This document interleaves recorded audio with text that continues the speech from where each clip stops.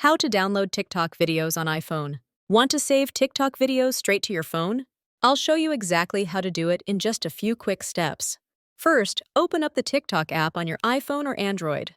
Find the video you want to download. It could be yours or anyone else's. At the bottom right corner, tap the little arrow icon. That's the share button. From the menu that pops up, scroll until you see Save Video, or sometimes it'll say Download.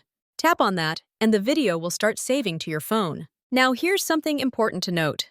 Not every TikTok can be downloaded. Some creators turn off this feature, so if the option isn't there, it means downloading is disabled for that video.